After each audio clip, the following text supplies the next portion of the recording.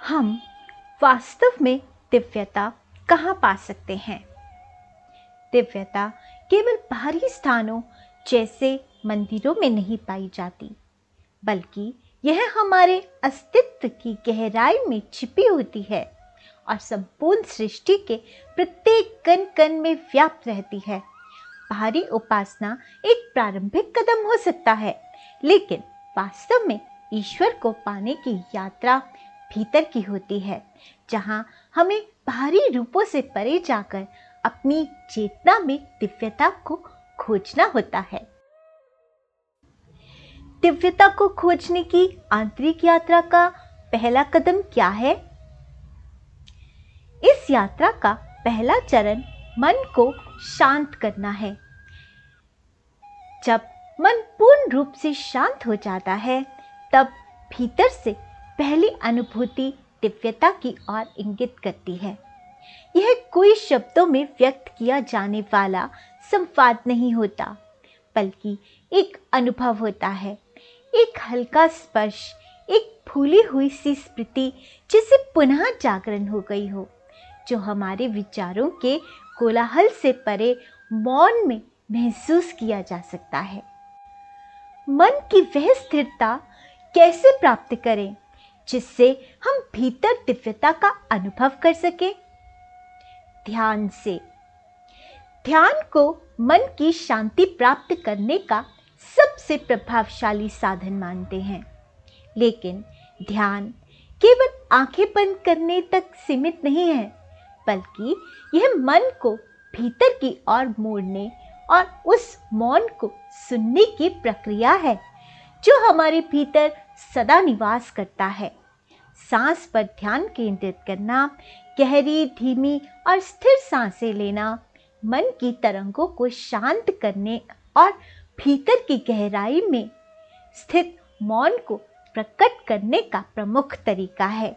यही आत्मा के द्वार तक पहुंचने की प्रक्रिया है। आध्यात्मिक यात्रा में मैं कौन हूं? प्रश्न का क्या महत्व है?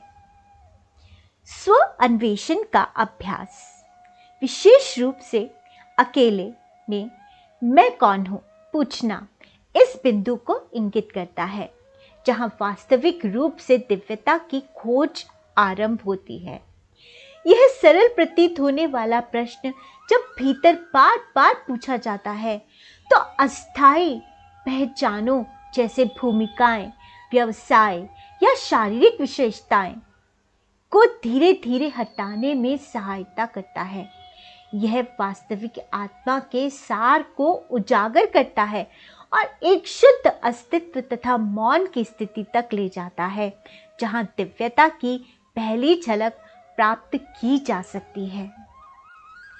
ध्यान में भीतर की ध्वनि और प्रकाश की प्रारंभिक अनुभूतियों के आगे कैसे बढ़ा जाए?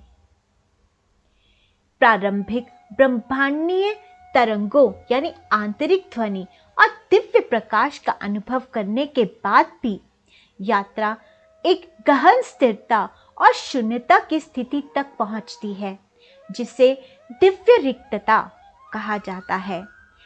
इस अवस्था में यहाँ तक कि प्रकाश भी विलीन हो जाता है और केवल शुद्ध मौन और उपस्थिति शेष रह जाती है।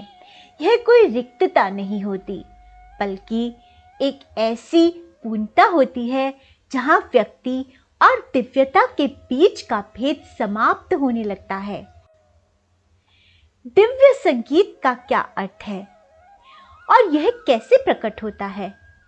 दिव्य संगीत तब घटित होता है जब भीतर का मौन बोलने लगता है और उत्तर बिना किसी शब्दों के प्रकट होने लगते हैं। यह संवाद शब्दों से परे होता है और एक अंतःप्रज्ञा इंट्यूटिव नोइंग के रूप में प्रकट होता है। हृदय या मस्तिष्क में एक गहरी अनुगूंज के रूप में, जिसे व्यक्तिगत विचार के रूप में नहीं बल्कि दिव्य ज्ञान के प्रत्यक्ष संचरण के रूप में महसूस किया जाता है।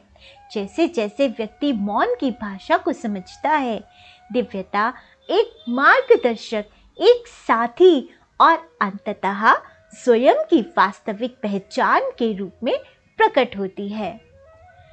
दिव्य प्रेम की अनुभूति व्यक्ति के जीवन और कर्मों को कैसे रूपांतरित करती है?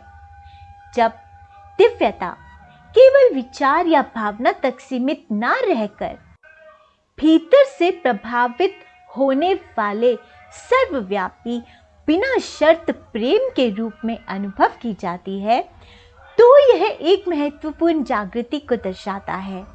यह दिव्य प्रेम व्यक्तिगत जुड़ाव से परे चला जाता है और व्यक्ति के अस्तित्व का मूल बन जाता है। यह स्वाभाविक रूप से बाहर की ओर प्रसारित होता है, जिससे व्यक्ति के व्यवहार, विचार और दृष्टिकोण में बदलाव आता है। यह सेवा और प्रेम में समर्पित जीवन की ओर ले जाता है, जहां हर कार्य एक दिव्य अर्पण बन जाता है और निरंतर दिव्य चेतना बनी रहती है। इस आध्यात्मिक यात्रा का अंतिम चरण क्या है?